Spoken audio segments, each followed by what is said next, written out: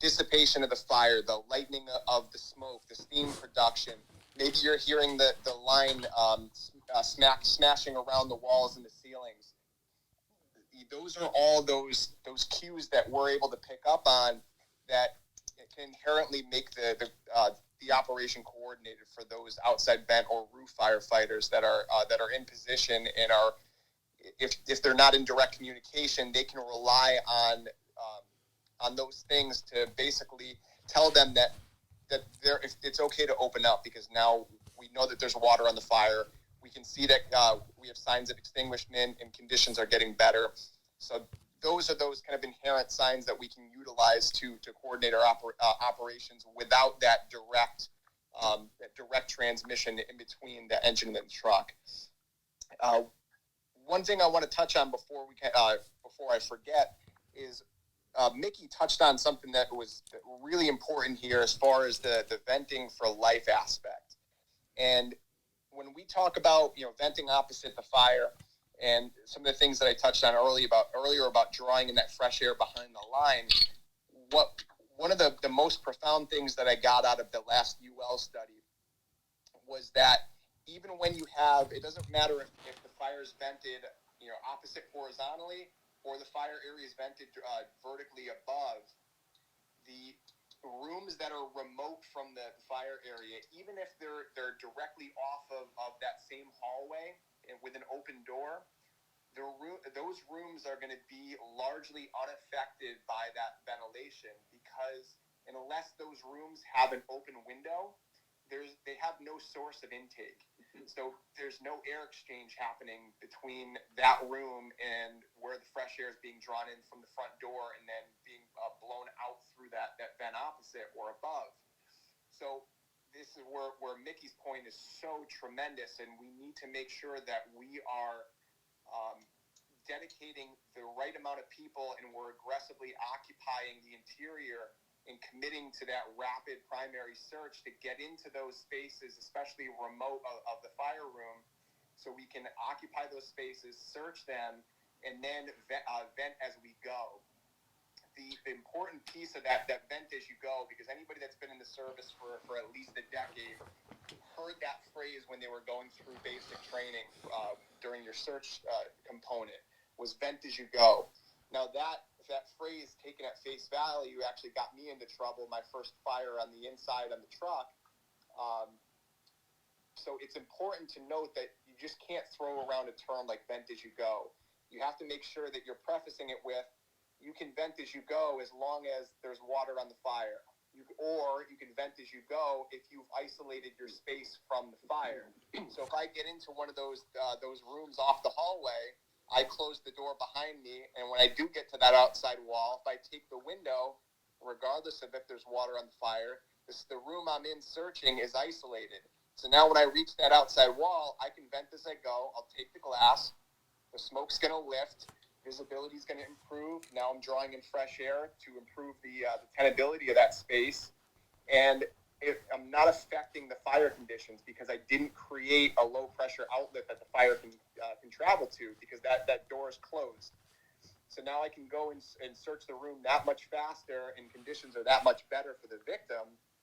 And now here's the other part of it too. If I do come across a victim, if that window leads to a ground level window, I can then take that victim right out the window if that's the best thing for the victim's survivability, or if it leads to, let's say, a back porch or a suitable egress path, that may be the way to go, versus dragging them out the contaminated hallway, especially if it's not the fire's not in check by the advancing hand line. So it's so important, especially if we're resource limited, that we're making sure that at the very least we're making sure that first hand line is getting in place effectively and efficiently, and then whatever we have left for resources, if we're strapped, we make sure that we're able to accomplish that primary search in the most effective and efficient manner as well. Nick, let me back up from where you started when you were talking about signs of things going well as far as the vents and progression of getting water on the fire. And I'm going to piggyback off that, and let's talk about when things are not going well. The word flow path, right? This is something that's taught in fire academies across the nation, and it has young firefighters scared for their lives, right? And it almost sets them up for failure by not understanding what flow path truly is. Flow path to me is a disruption of a tactical movement, right? So we've all seen that fire that is blowing out the windows, right? And the chief's on the radio saying, "Guys, how you doing? How you doing? All right, let's pull that line out, Chief. 5 more minutes, I got this, all right?" And now you're arguing with the chief, right? So understanding flow path as a tactical movement and having a charged line, taking a window behind that line and now drawing the fire, right? Baiting that fire to the hallway will present itself. I always say, you dictate the fire, never let the fire dictate you. That being said, you're searching for this fire, you can't find it, charge the line, take a window, open that door of the hallway, introduce that flow path, and have the fire come to you. Now, this isn't a tactic that a firefighter has to make. This is a tactic that an officer has to make. And communicate this with the outside chief. That, "Chief, we got this. We're going to take a window. We're going to bait the fire." It's very similar to anything in hunting, fishing, whatever it may be. You sit in a tree stand for hours, right? And you see your trail cam, and you see the deer come in, the deer come out. Then you go sit in a tree stand, and there's no deer for 6 hours. But if you bait that deer, the deer will come. It's the same concept. The fire is starving oxygen. If you provide the oxygen, the fire will present itself to you, and it makes the whole process of putting the fire out that much better and that much smoother, where in the end, the chief will say, "I almost pulled you out of there, but you did a good job, man." And that's what makes a truly good, aggressive engine company, is hanging in there and using the flow path as your benefit. So one of the situations that I ran into, which was a similar situation where we had, a heavy smoke condition, because let's be honest, most of the fires that we're going to, visibility is shot. I can probably count on one hand the amount of fires of recent that I can recall where I had legitimate visibility. Usually we're, popping the door and the smoke's to the floor. So unless the fire's rocking and rolling and, we've got a line of sight on it, we're going to have to, look for it to some extent. And especially if it's a little bit more deeper seated, or maybe it's in the concealed spaces, we're going to have to rely on some of our other senses as well. One of the things that I was taught by a more senior person was if the fire's the location of the seat of the fire is not readily apparent, to just stop moving, just do nothing, but just pause for a second, make sure everybody around you is still, and just listen. And a lot of times, if people are still, you can pick up on that crackling noise and at least kind of home in on the direction of where that seat of the fire is. And that's paid dividends for me in the past, where I had a new nozzle firefighter with me at one fire, and I just said, "Hey, stop, just be quiet for a second." And then a few seconds, you hear that crackling. Unfortunately, we can't rely on feeling that heat as much as we used to, because we're so encapsulated now. The technology of our gear advancing is a blessing and a curse all rolled into one. And, unfortunately, we don't have the sensitivity that we once had to be able to kind of track the fire as easily as it was in the past. So just kind of going back to old school, just relying on that tactile and auditory, those your 5 senses, basically, tracking down that fire, that'll also be a tremendous benefit. And then also, if you have the thermal imaging cameras, utilize those to your benefit as well. Try and track, find the heat signatures, try and, track where the heat's being generated from. And these are all going to help in that process of you tracking down where the fire is located if you're in one of those scenarios like Mickey was just describing. Yeah, Nick, I find myself using that sense of finding the fire, and probably more times than one would think. Almost every fire at one point, especially in the truck company, where you pause, hold your breath, you click your diaphragm, and just take it in. I call this, you're going to think I'm crazy when I start talking my crazy stuff here, but I call this my Zen efficiency on the fire floor. It's when you have acceptance that you have zero control of what's going on. And once you accept the fact you have no control, you in fact gain control of the complete situation. And that's when the fire will come to you. Fire is an energy, and when you understand fire brain and Zen efficiency working hand in hand, that fire will be drawn to you, and it'll come through you, and you are part of the part of the whole realm of what is going on in that moment. No, and I love that, and I really dig some of the stuff that you've been putting out lately, and it's very cerebral, and I dig it. I'm not smart enough to understand half of it. I'm not either, Jeremy.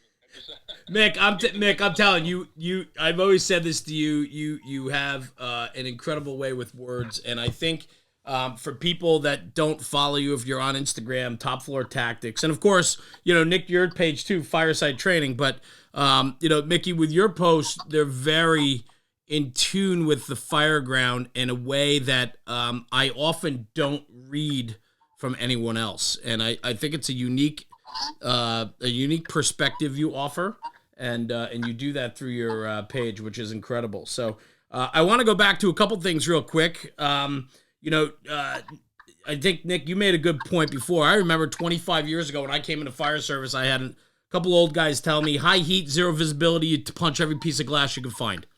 And so as we know over time and through the studies you've been involved with and everything else, the importance of not doing that and understanding the signs. And that leads us up to the conversation we were just having about using your five senses, understanding your environment, listening and feeling for that heat and where the seat of the fire is. Super important. Let's talk about staffing priorities. And I have a couple notes jotted down. We were talking prior to when we started tonight. We talked about a couple different things, but staffing is always an issue, right? And Mick, you come from a department where you have adequate to maximum staffing on your apparatus.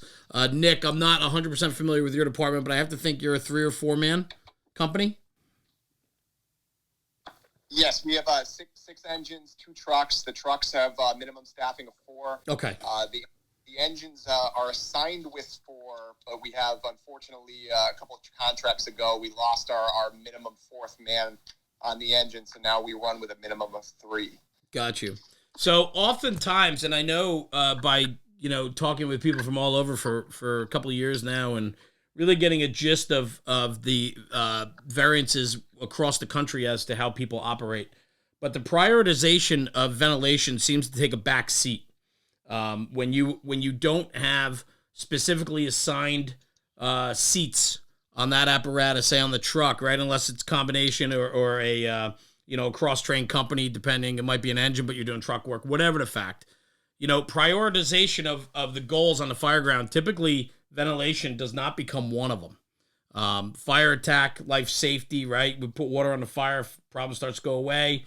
We get people in looking for survivors. Everything like that. But the point is that ventilation certainly should be a high priority function on the fireground because it enables us to do those other tasks quicker, more efficiently, correct?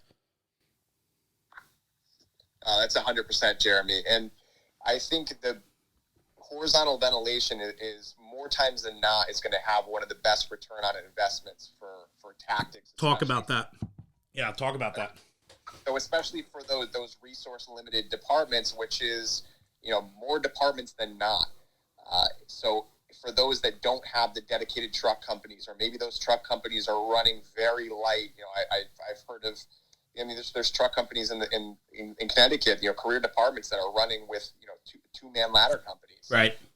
With no officer. So, I'm fortunate where I am, where the 4-man ladder companies, their standing operating procedures are to split. We have an inside and an outside truck. So you have, the officer and the ironsman go in and go to the fire floor.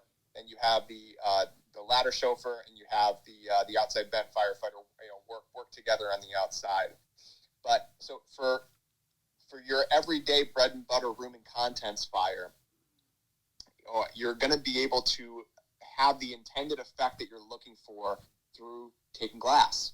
So if you vent opposite, you're typically for your average resident, residential dwelling, you're going to have ample windows in place to be able to have that effect that you're looking for to relieve conditions for the engine company that's making that push, which in turn is going to have life safety benefits for any of those victims that are trapped. So you take one person with a 6-foot hook and maybe a portable or ground ladder if it's on an upper floor, and that one person could effectively take the glass and perform that, ventilation for extinguishment function.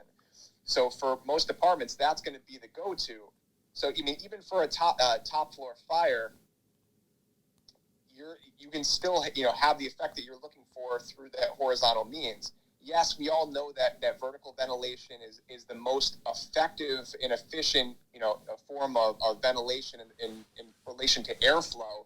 But as far as efficiency of resources and reflex time, it's much less efficient because you take a normal 2.5 wood, which everybody has in their community, and is probably the bread and butter building for most people that are tuning in here tonight.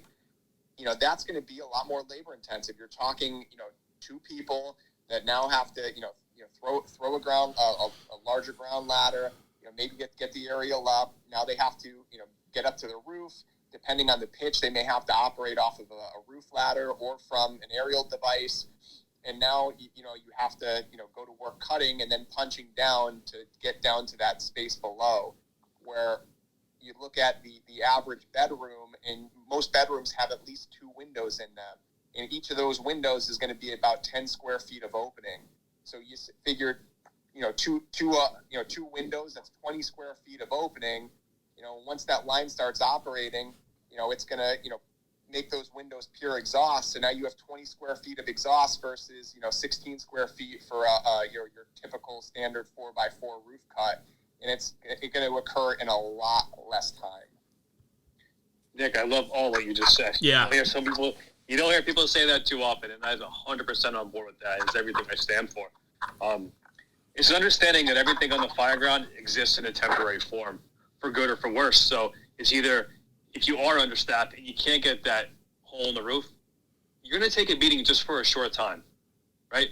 Or the fire is going to eventually vent itself and things will increase, but it's only temporary. Everything happens temporary on the fire floor. So when you understand that you're controlling energy rather than fighting a fire, is a good reason and understanding why you should vent, and sometimes why you don't have to vent. You're not fighting a fire, you're controlling energy. And if energy controls itself, everything will get better by itself. So number one thing we do, right, is life. So how do we save most lives? Water on the fire, or, my opinion, horizontal ventilation and search. Whatever floor it is, the fire is on, wherever the fire is above you or below you, if you are searching horizontally, you will save more lives than putting a mismanaged hole, a mistimed hole, on a vertical vent. Yeah, all very good points for sure. So okay, good. Mick or Nick, you got anything else you want to hit on that? I think just one last thing to touch on. Do it. Even for the departments that are around my size, where you're getting a decent amount of people on a working fire assignment. We're by no means resource rich, but we've got a fair amount of people coming on a working fire assignment. But even for us, I work in New England, so we're very big proponents of vertical ventilation, and we regularly do it. But the thing, even for a department like us, you have to look at, it all comes down to priorities, and like Mickey so beautifully just said, how can I best utilize the resources that I have to have the greatest impact on any victims that may be trapped on the inside. And it's so easy for us to go into autopilot mode and just go right to the roof and start cutting a hole, for that top floor fire. But if I can get the effect that I'm looking to have by, one person, performing horizontal ventilation, and now I can free up some additional manpower to maybe, augment those searches, and maybe that second person can go do a VES, and, target a bedroom. Now we're putting more emphasis on that life safety component, because again, if I can have the intended effect I'm looking for, and I can do it quicker with less people, well, isn't it accomplishing the mission better? And I think that's what we need to really look at, instead of, well, I'm riding in the outside today, so I go to the roof. That's just what we do. We need to actually constructively and specifically size up each individual incident, so we can gauge the conditions, gauge the against the building construction, against the resources that we have available, so we can make the decisions that's going to have the best possible outcome. And that's key. And that's the key there. I love that, man, because, I wrote down while you were talking, I wrote down audible. Too often we get railroaded into thinking it's the same bread and butter fire, and I'm just going to go through my paces and go through my task and go do my job. Whereas, we need to size up each fire independently from the last. If we can, like you said, allocate our resources to a better allocation of services based on that particular fire versus the one before or the one before that, then we're gonna be more successful, a quicker win, if you will, and things will get better a lot quicker. Jeremy, can I just say something about that real quick? I guess so. No, of course, man. Do it. With the influx of all the hot classes out there, I think that their training is so good that it's almost setting up young, motivated firemen for failure, because they're getting the skills and they're learning how to cut the roofs and they're getting confident on the roof and the pitches, and that's great. I'm telling you, the training is tremendous these days. But there's a gap there where they're not understanding where to fit in on the fire ground. So the guy is motivated and went to every hot class there was and went to every training class, goes to a fire in a volunteer department and sees, okay, I'm a little late getting here. I see a line in the door. What am I going to do? Well, I'm going to go cut the roof because I know I'm good at it. And I know everyone will see me cut the roof because, hey, I'm good at it. I want to be seen at this fire. And that's a good thing. That's a really good thing. I think that the disconnect comes from such good hands-on training and not so good connecting the dots on why we're cutting, where we're cutting, and how we're cutting.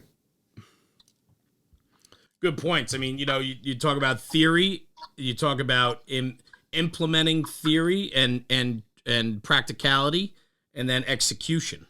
Sometimes A plus B equals, A plus B plus C equals D. We can't forget A and B. We can't just go to C to get to D, right? Right. Yeah. Well said. I think it's important to note, too, I mean, while Mickey and I are clearly on the same page here, this isn't to knock at the vertical ventilation aspect of it. There's clearly a time and a place.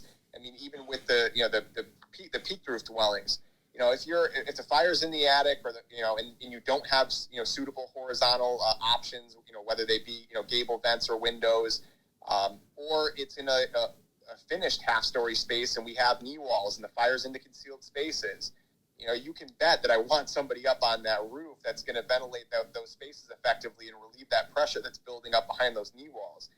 You absolutely bet that's a value and should be emphasized. So again, but the key is the time and the place and recognizing where the fire is, how it's progressing, and what you have available for natural openings before you go and commit to creating that topside opening if it's needed. Yeah, and I like where you went. That Mickey, I want to lead you into this conversation real quick. Nick just mentioned pressure. Too often we talk about fire, smoke, gases. Pressure, velocity, these are things that are critical to identifying the fire ground. And I know that on your Top Floor Tactics page, you talk a lot about energy, right? That the fire is energy, and you approach it in a different way than most in how you rationale things on the fire ground due to energy. I'm not off on that, correct? No, you're right. Okay. So the importance of, let's take it back to a little theory here and what Nick's saying about obviously opening up the top side if the building and the conditions warrant, but maybe just for people listening that's not 100% familiar with your take on how you view things and your thoughts on energy and pressure and how you just relate that to ventilation and how critical that is. Well, velocity to me is, like you said, energy. But velocity is also the speed of instinct in which you must react to it. So you can read smoke, and we all learn how to read smoke, and I think in most fire academies teach us. If not, you can go on YouTube and read smoke. It's pretty straightforward. But by understanding the speed of velocity will set the cadence of the steps you need to do to move that energy. Right? We can't control it, but we can attempt to move it. And by moving it, will understand where we dictate the fire to move to, right? The fire should never dictate us. We move the fire on our chessboard. So think about it as a chess match, right? The pawns are all the steps happening early on. Apparatus placement, right? Line placement, getting a good water source. These are the pawns moving out initially on the attack to attack the enemy, right? Then we have the knights, right? The knights are now the officers moving into place. Then you have the bishops. The bishops may be the fire force sector or the company that's advancing. The seat of the fire really is the opposite king and queen, and they can move anywhere they want. But attacking them takes steps, and every step you do will dictate the final outcome. So when you speak about velocity, you see some of these chess matches where it's boom, boom, boom, boom, back and forth. The speed chess, right? That's velocity. Or you can play a drawn-out, planned, skilled game where there's no time limit. And that's the basic one-room fire where you can strategically think about it and move your pieces around. But when the shit's on, you better have your A game on. And your A game is understanding velocity and where you fit in on the fire graph. Love it, bro. Love it. Absolutely. All right, where do we want to take this? We want to take this, maybe walk us through a scenario, what goes through your mind when we're rolling up, and take it to the either front seat or the back seat on arrival and talk about things to look for, observations, size up, and maybe take me through your thought process of conditions to tactics to the importance of how ventilation plays a role in all that. You go ahead, Nick. Or do you want to go somewhere else? Listen, this is an open conversation. You guys want to take it somewhere else? No, I like that. I've been talking too much though.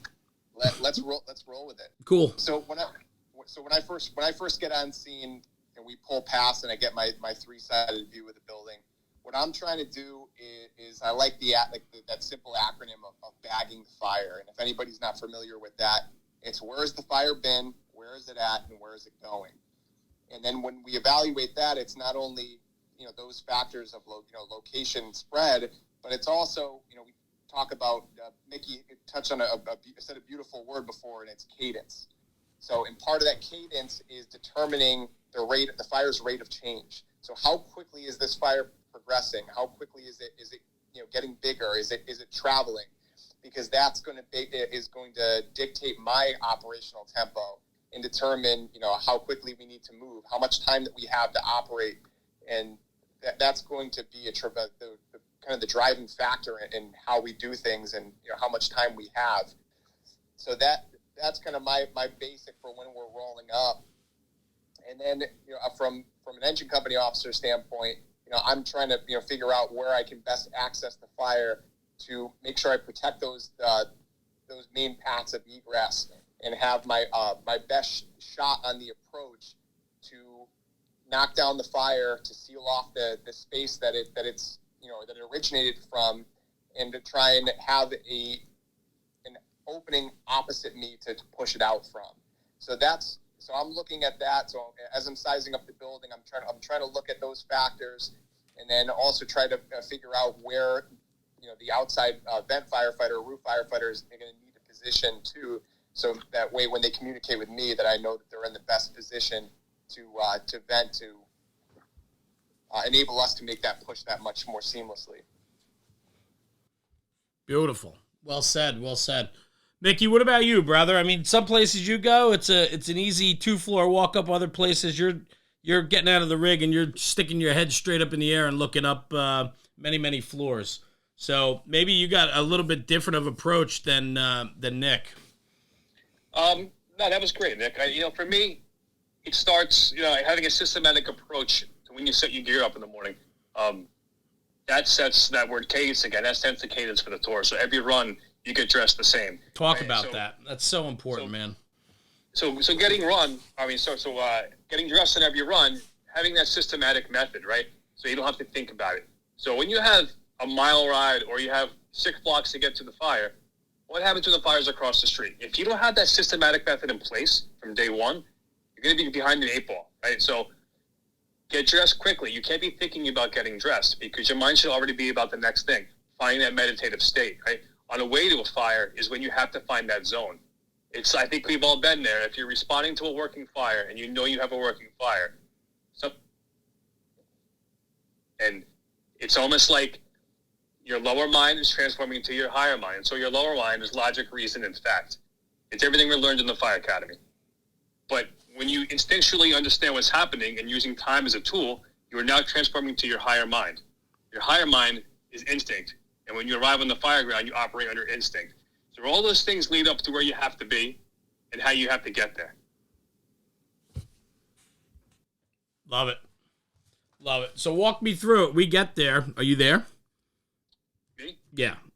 You My cut it. earbuds are about to die, so let me see what's going on. You know me, Jeremy. I get it, brother. We're good. No worries. No worries. I do want to say, I was able to get this recorded, so we are recording, and so on, which would be good to get it out there. But I do want to say this, as we're going forward with all this conversation, I'd love to hear from anyone down below in the audience. I see a couple of familiar faces down there. If you guys have anything, just raise your hand. We'll bring you up on the stage and, initiate another type or question or a different part of the conversation. I'd love to do that. So while Mickey works out his IT issues real quick, he touched on something that was tremendous, and I couldn't agree more with. And I do the same thing, as I am very much a creature of habit, and breeding and having that routine and breeding that habit is what develops that intuitive mind, that higher mind that he was talking about. Because the more automated that we become by developing those routines and having those habits, we now free up that headspace, which allows us to pick up on those more subtle nuances of the fire ground, so that we don't get sucked into that tunnel vision and suffer from that auditory exclusion that can happen as we get ramped up, as we're trying to put those pieces together, if we don't have those procedures in place. Because the more instinctual we are with our movements, with our approach, the better off we're going to be. Because now basically our brains are like computers. So the less kind of RAM we're using, or the less we're occupying with those more ancillary or rudimentary procedures, the more more freedom we're gonna have to take in those more finite details. Which, to quote the great Tom Neary, he said that what separates the good ones from the great ones is the ability to size up. And the best bosses I worked for were the ones that were so calm and that had everything down to such a solid routine that they were so relaxed and were able to take everything in and make those very clear-cut decisions and move with such purpose, and made it look effortless. I love it, man. It's good. We got I want to pronounce his name correctly, but how do you, Booty? Is it Booty? Hey, what's up, guys? How are you, man? Booty. I'm doing great. Thank you so much. I appreciate it. In Hawaii. Nice. Yeah, right on. I'm a little bit of a new career firefighter. I've been in the department for about 3 years with a background in EMS. But so our department, I wanted to ask a question about ventilation.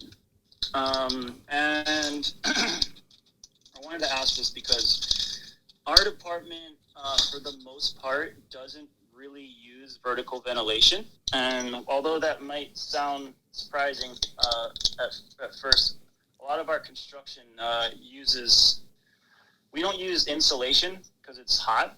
And so a lot of the construction, everyone has their windows open, so there's a lot of natural ventilation occurring at the fire ground. So we kind of supplement that with, positive pressure ventilation, things like that, and horizontal ventilation. But there's been some new construction going on in different parts of the island where people have air conditioning units and heavily insulated housing. So the department is starting to transition to more vertical ventilation based operations with training and things. And so, with that said, of course, we're concerned about backdraft and things like that, right? because people are going to be so used to horizontal ventilation, right? So my question is, I wanted to hear what you guys have on the risk versus reward aspect of vertical versus horizontal ventilation.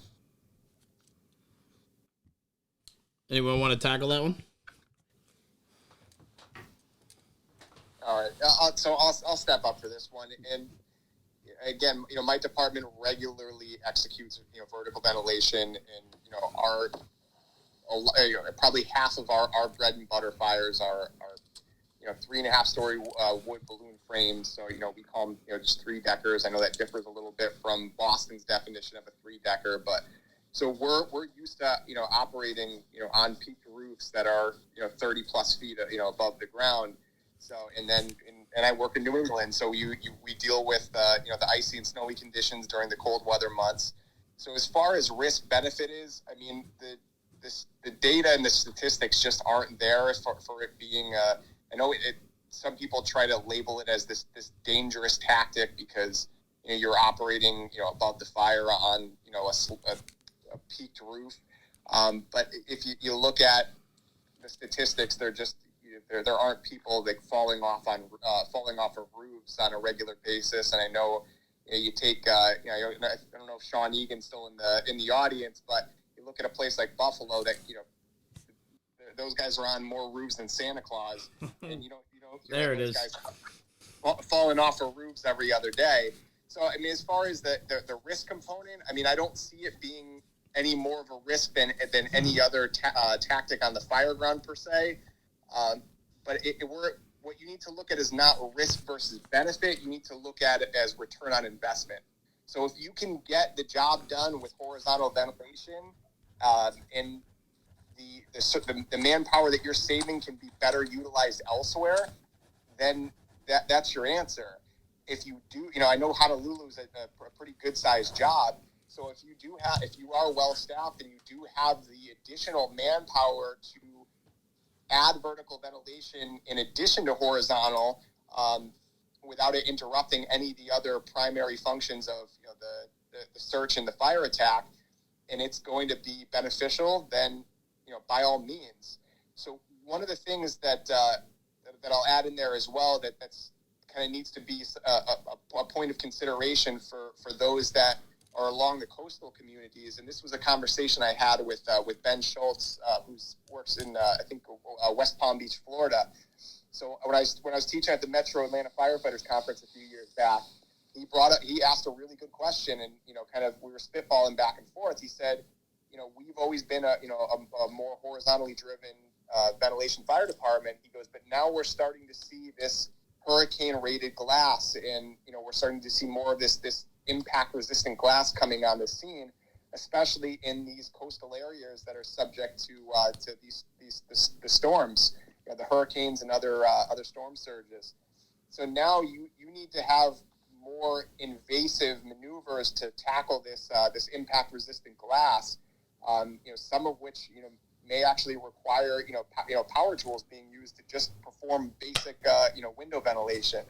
So you need to look at, if I'm resorting to these more advanced techniques to just simply take this window, well, it may actually be more of a return on investment to just go up to the roof and cut a hole that I can make bigger and have the ability to expand out, versus trying to go at this impact rated glass and then have to do it all over again for the next window or two.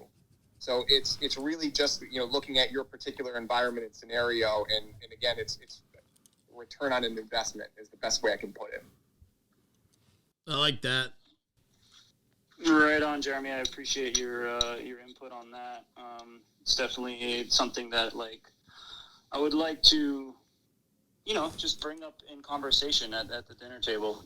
I think that the department needs to start talking about it and try to get more people on board, because there is this kind of, when people don't train enough, there becomes a fear. The fear starts to come in, right? Oh, what if this happened? Well, if you train on it, then it's not dangerous, right? So, 100%. I mean, you have ahead of you have a culture shift that takes ground floor and working your way up. And typically you'll find people are standoffish or don't entertain new ideas when they're not familiar or trained or confident in their skills to do that. And so it is going to be a culture swing for you guys, and it's going to take Department of Training and everybody else to get involved to educate, especially if you guys aren't doing it on a regular basis. So, Bodie, thanks, man. I appreciate you coming up on the floor. And Mickey, are you still here? Yeah, I'm here. Okay, cool. I got another one. Jeremy wants to pop up. Another Jeremy. Dude, this is the best thing about this platform. There's a bunch of Jeremys on it, and I love it. So, Jeremy, what's up, brother? How are you guys doing? Good. No, I see Buddy's Buddy, I believe. Yeah, he's in Oahu, and I'm on Maui. So, just a little bit on his. They're doing more vertical vents, and we're training a lot more in that also. But our lightweight construction is pretty much every house, and our response times is another issue as well, as far as us on this island to do vertical ventilation. So we train a lot with it, which is a little bit better than it used to be. I've been in for, I believe, 13 years. I think I just made 13 years, and it was always something as like a big fight between vertical and because of the way our houses are constructed, like you were saying. But we're starting to get these houses with, like you were talking about, those hurricane glass, and now everybody's got solar panels. It's another issue. So I wanted to bring up that to you guys and how you guys see that being an issue with vertical ventilation and the hazards that come with it. Whether there be shutoffs. I know there's supposed to be shutoffs and stuff like that, and we haven't really dove into that as much as I think we should. I guess in our department or in general, because who knows if it's. I know it's supposed to cut off. Sometimes there's a shutoff on the ground. Sometimes there's a shutoff on the road. There's a lot of different things with that. So, what kind of issues do you guys see coming with the more and more use of these solar panels that are in people's homes, especially the ones with the batteries? Mick, you go ahead. Where I work, we don't see too many solar panels on private dwellings or residential homes. We see them on the bigger H-type buildings on the flat roofs or on taxpayers, which is a store. So as far as residential fires and vertical ventilating there, it's really it's a non-issue where I'm from. I'm sure Nick can probably elaborate more on that. My advice to you would be to reach out to the actual manufacturer of the solar panels and bring them in-house and see what they have to offer. I'm sure they're more than happy to come out and go over some training, some basic SOPs on how to deal with them. I'm sure with every manufacturer comes, like you said, it's located in different areas. But that's really probably getting out into your district, see what's going on, and reaching out to these manufacturers. That's all I really have is solar panels. If you're talking about flat roofs, in a big H-type building, which I'm not sure you're dealing with in Hawaii, but they are definitely a problem. And that just, if you're dealing with this, it comes back again to that horizontal vent. Get in there with the truck companies, pulling ceilings, and aggressive engine companies.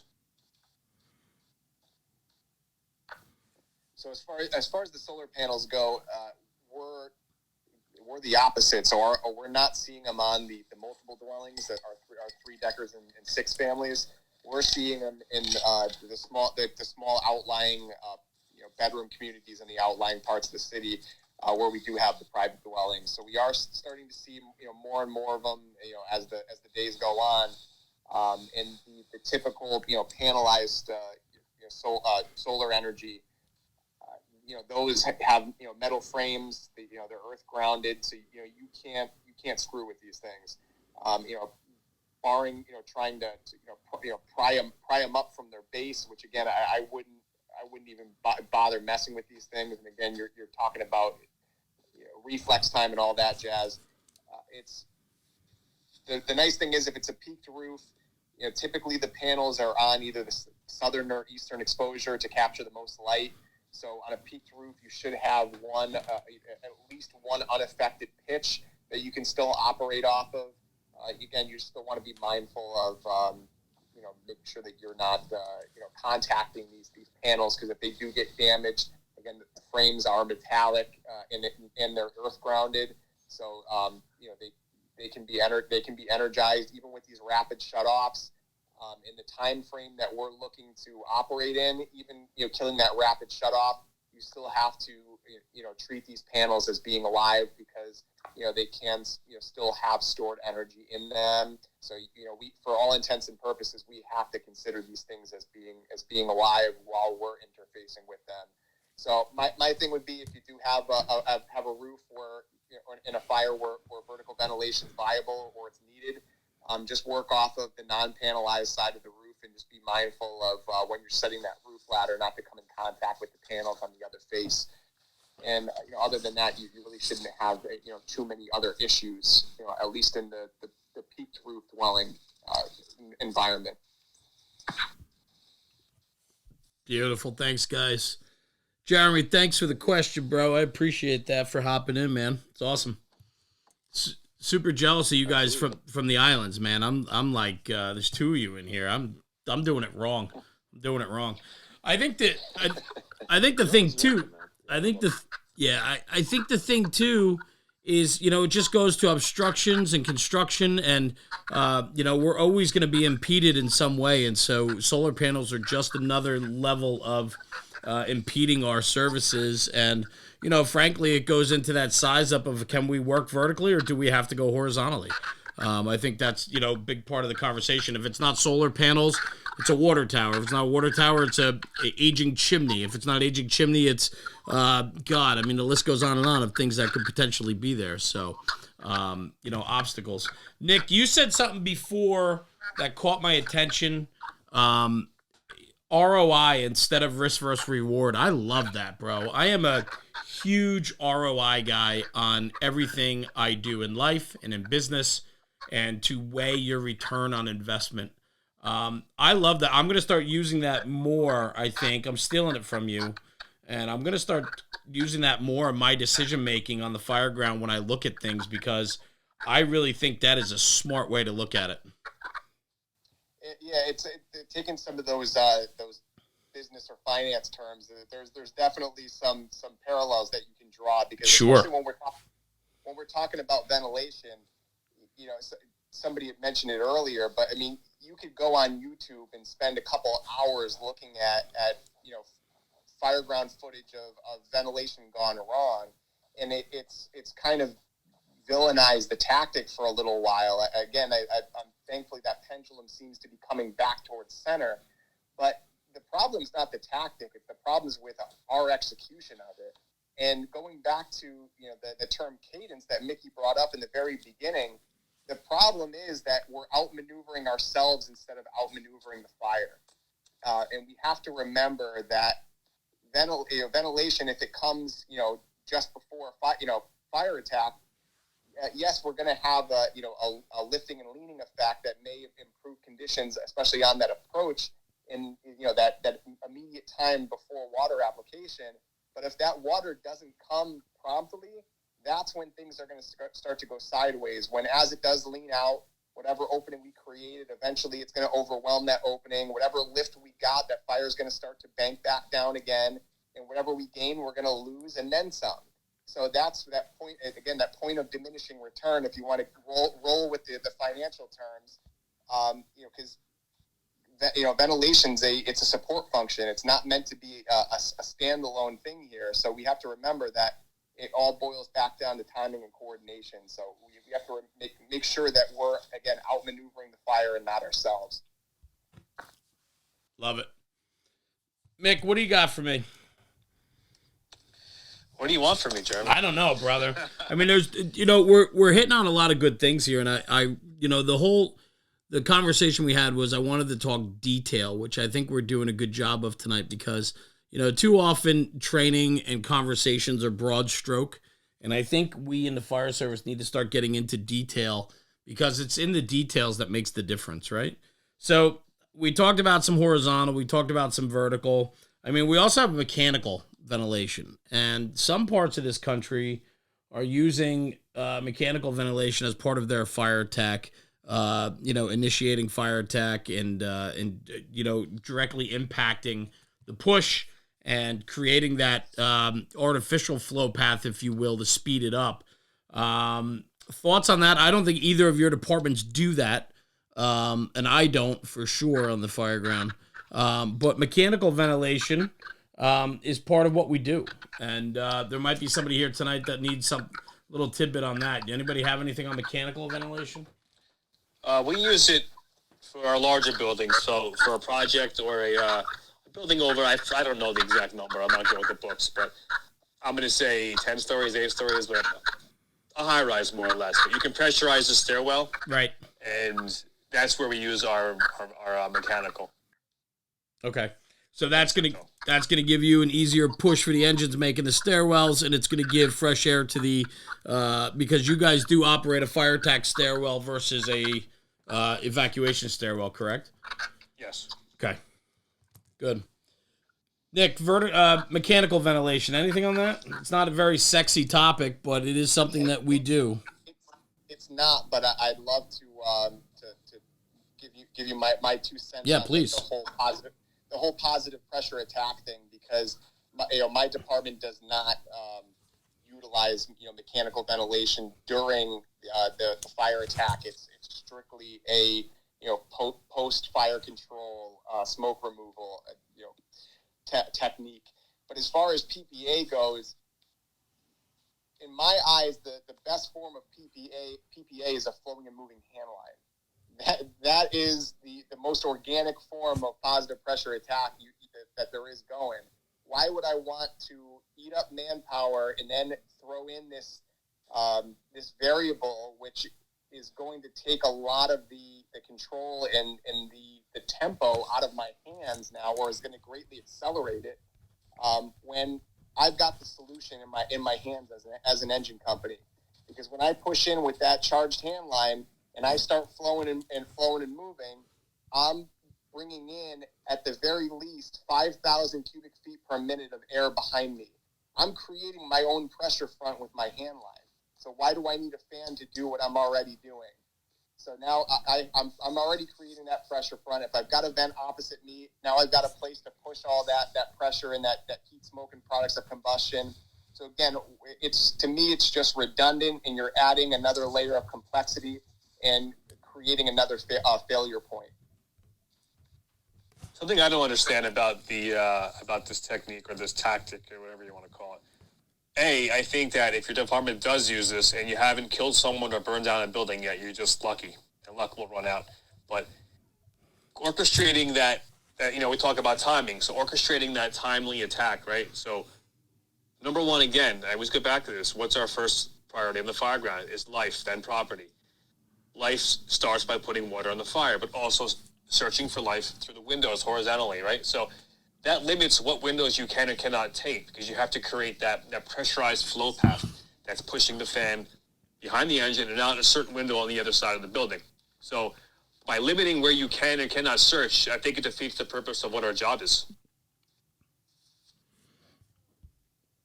Is that like a mic? Is that like a mic drop right there? Because that was like pretty damn good. I liked it. That was good. I agree with you, and I think your opening statement, if you haven't burned down or killed someone yet, I think there's some validity to that, man.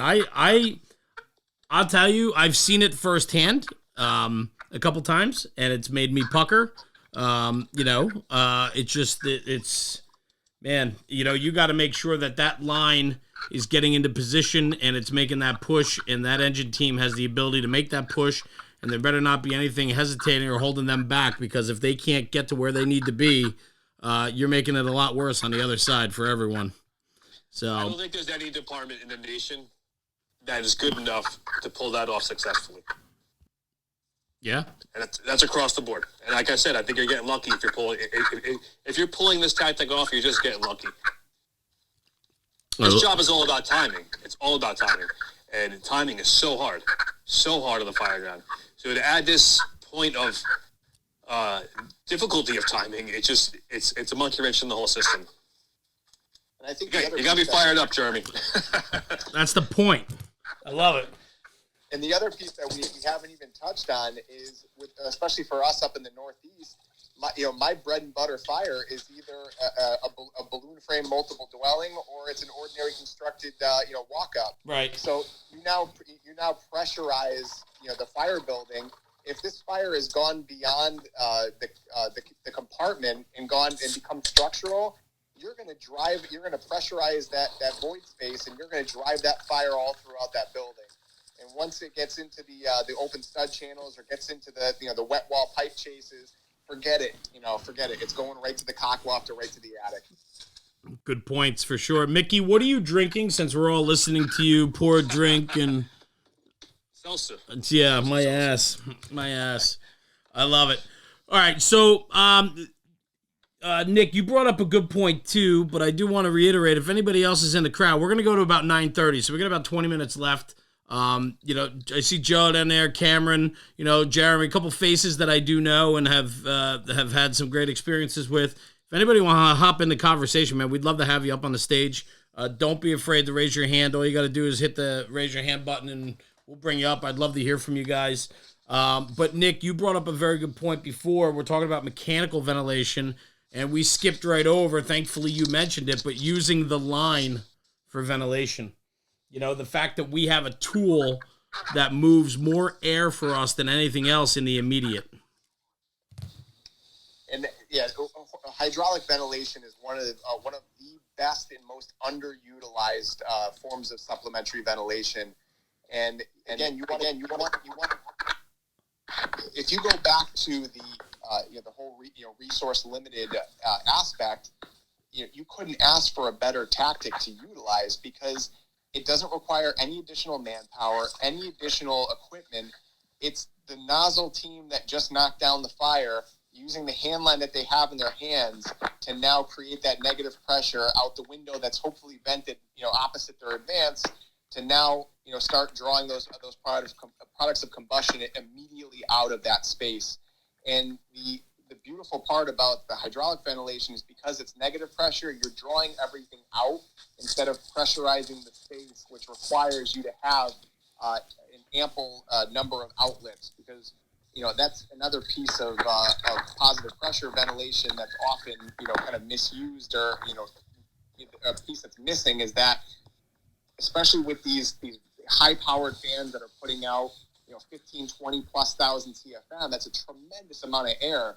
And a lot of times we don't have the amount of exhaust points that we need, and we wind up over-pressurizing the space, and it just creates this churning, turbulent effect, and it's just really inefficient. Whereas hydraulically ventilating, you're drawing everything immediately out. And one of the recent fires I had, which was in on the 6th floor of a large apartment building, and the fire was uncompartmentalized, and the entire hallway was 150-foot hallway was charged floor to ceiling with smoke. We hydraulically ventilated, in under a minute we had that place, that whole place cleared out. So it's pretty profound, the effect that it has. And I've already kind of cut the legs off of PPA, so I might as well do it with the whole smoothbore fog debate too. I'm a big smoothbore guy, and for anybody that leans on that age-old excuse of, well, you can't hydraulically ventilate with a smoothbore. Well, I'm calling BS on that, because all you have to do is pull the tip off the end of the smoothbore nozzle, half bail that thing, and there you go. You've got a broken stream with a higher velocity. And I can do this exact same thing. And especially you start working that line around inside the window to generate even more your CFMs, you're good to go. So that tired old excuse is totally bunk. I think one of the best feelings in the entire world is taking a beating, crawling down a long hallway, knocking fire down, getting to the seat of the fire, putting that fire out, and then hydraulically venting that room as a nozzleman, and just taking it and feeling the wind go by you, and just thinking to yourself, I just took a beating, but that was pretty awesome, I love that. You feel like the dog sticking the head out the window on a nice Sunday drive. Exactly, yeah. I like that a lot. I do. We run TFTs in on my engine, and not by choice, just what was assigned. But what we do, and what I do tell my guys is, we do run smoothbore. on our main attack lines, but we have screw off tip, and we have a fog attachment that can screw on. So we take the smoothbore tip off and we can screw it on. So after we make that hit, things start to lift a little bit, and we take a half a second, blow. I always like the nozzle man to have that in his pocket. It's just something I did very early on. It just makes mop up. I don't know, just something we do. It's a little something we do, whether you agree or disagree with that. I just find it does move at the end. I mean, I agree with you, Nick. You can move plenty of air with a smoothbore for sure, but I do like to keep that in my pocket for that cleanup and mop up at the end. I think the thing with task force tips that I like, and that's what you said you have, Jeremy? Yeah. Is if you have water issues or you have an inadequate chauffeur for the day, just say, and they're not operating at the right pressure, you're still going to get a stream with that nozzle. If you have a smooth bore or a solid stream, you're not going to get that stream. You have to be accurate. And that's a problem with the fire service today, inaccuracy. So those fog nozzles, those task force tips, that's a nice insurance policy that you might not have the flow, but you're going to have the stream. I'm with you. Just one of those little things we do. We keep it in the engine, and whoever gets the nozzle for that fire, whoever gets that position, typically I like them to just throw it in their pant pocket and take it with them, Yeah. So anyway, Nick's not jumping in, so he wholeheartedly disagrees with me on that. Listen, I don't care what nozzle you use to put the fire out. That's it. Hey, you know what? That's a great point, and ultimately it's most of us can't impact what equipment we carry. That's right. So you just got to learn how to use what you have to the best of your ability, and that's really the end of the story. Because you can't change what nozzles you carry, today or tomorrow. So you better get good at what you have, and that's the fact of the matter. Yeah, and that you guys both make a very good point with that. And as we're starting to wrap up a little bit, I think that's something that should be said, because too often I see all over social media where they're pushing, it's got to be this way, it's got to be this, it's got to be that. And in fact, like you said, Nick, most people can't affect or have control of what equipment are on their apparatus. And so, Mickey, you bring up a good point, man. You just got to get the job done, regardless of what's, in your hands or on that line or in your pockets. You got to get the job done. Nobody gives a shit, what the excuses are. All right. So, response times, construction types, the line moves air, negative versus positive. We have all these things. How about some tips for large space ventilation? I know hydraulic works very well. This is all things ventilation part 2. So I do want to just kind of talk about large area, and any tips or tricks you have in large square footage moving air. Any ideas? Kind of out there, left field shit. I think if you're dealing with a large area, if you're like a gymnasium or a warehouse, Yep. something like that, there's probably a lot of built-in fans that you have to evaluate. Try to find the source of the power for them. I like that. Either shut them down or turn them on, depending on, ventilation isn't always a must. Sometimes you have to stop the ventilation. So finding those areas, finding the shutoff, and dictating what's going to come next. So if you have, say, a hospital, right, and say you have a fire on one floor and it's in the ventilation system, now it's pushing throughout the building. So you have to understand you have to find that area and shut it down so you're not pumping smoke throughout the building. Good points, Mick, for sure. All right. Where else you want to go with this? We got about 15 minutes. I figured we go till 9:30. What did I miss? Is there something that you two are hot and heavy on that you want to talk about that we did not hit on, since nobody wants to come up and ask any more questions? I think we covered it all, Jeremy. Well, then we're gonna start the wrap then. Last call for anybody in the crowd listening. If you want to hop up on stage and say hello or ask a question or just have a conversation, we'd love to have you. Here we go. We got, who's coming up? Buddy again. Hawaii in the house. Go ahead, brother. What do you got? Right on.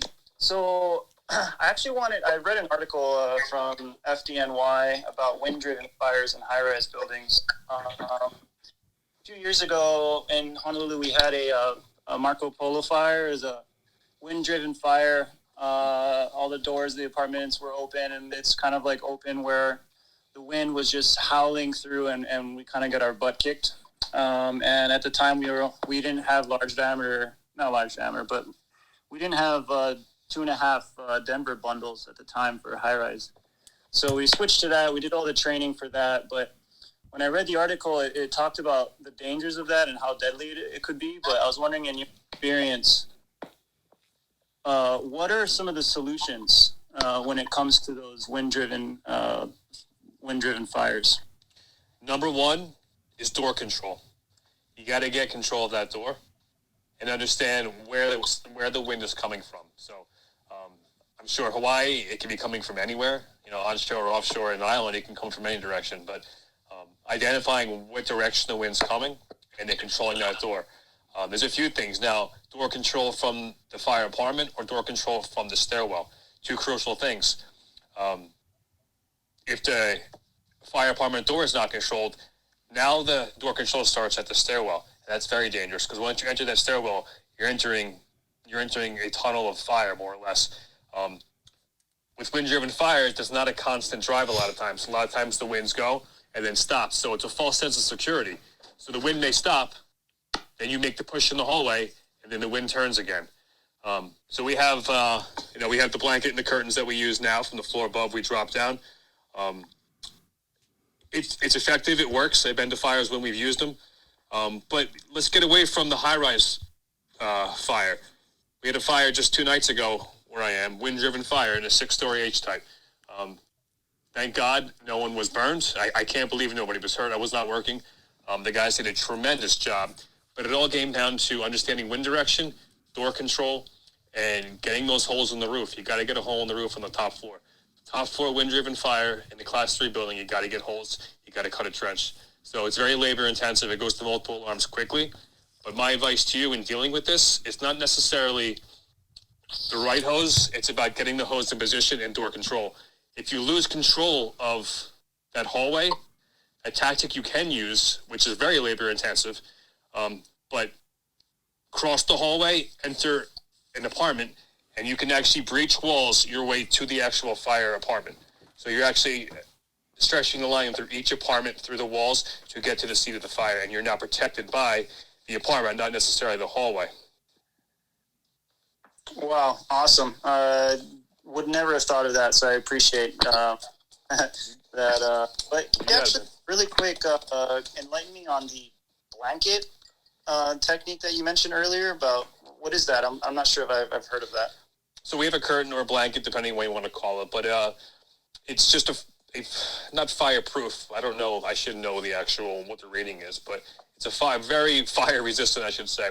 But the floor above team goes there, and then on orders of the chief, you now drop this into the window where the wind is driving into, and that'll stop the wind from going into the apartment, where the engine company can now make the push down the hallway or into the apartment. Gotcha. I understand. Right on. Thanks for your input on that. Yeah, I think the issue with that particular building is there was no way to close the door. Essentially, it was just an open space, and because of the trade winds that we have here, it was like a constant, brutal, heated situation. So eventually, it was taken under control and all that. But and thankfully, no firefighters lost their lives, but we did lose a few civilians. So now, quick question for you: was that how many stories was that building, and was it a fireproof building? It was built before the 1970s or whatnot, so there's no sprinklers, and I believe it's somewhere. I don't know. I remember exactly. I was still in EMS at the time, but I think it's at least a 20-story high rise. All right, just something to keep in mind when you get to those fires, and make this a routine, even on your EMS runs. Get in the habit of counting doors. So you come out of the hallway and you go 1, 2, 3. Okay, I'm in for the EMS run. Or 1, 2, 3. I'm in for the whirly. Or 1, 2, 3.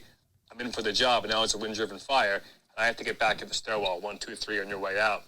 Another thing, keep in mind, if you are lost in the hallway and you come across a hinge door, hinges do not lead to the way out 99% of the time. It'll lead to a storage room, a compactor room, an elevator shaft. So if you're looking for a way out and you're jammed up, you want to find a door with no hinge that opens away from you. Right on. I appreciate that. You got it, bro. Nuggets. I love it. That is good stuff. All right, listen, let's unless somebody else has anything, I think we're going to start the wrap. So let's do this. Mickey, thank you, brother. Good nuggets there at the end.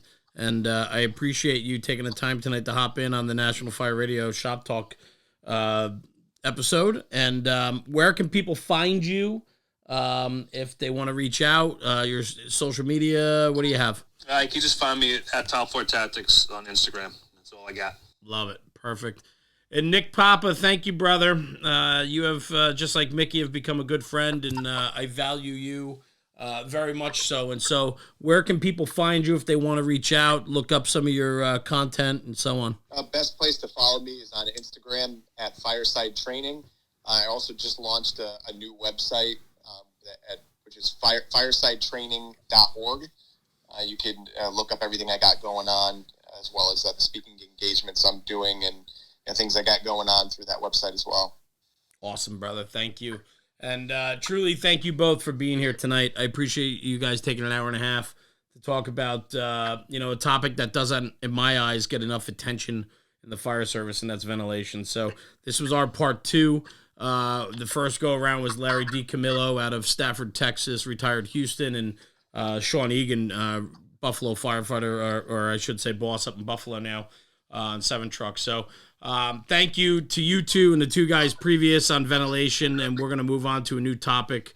I don't have the next date yet, but we will announce it. And thank you for everybody in the crowd tonight, the audience listening. I thought a lot of good information was shared tonight, and we were able to record it, so we will release it at a later date. And Nick and Mickey, thank you guys for hopping in. And with that, have a good night, everyone. We're out of here. Hey, guys, thanks for tuning in this week and listening to another episode on the National Fire Radio podcast channels. We truly appreciate the support. We thank you for taking the time out of your busy schedule to listen to our interviews, our roundtables, our discussions. It means the world. Like, share, leave a comment. The more we engage, the more we can grow and push the word out and keep making this job better.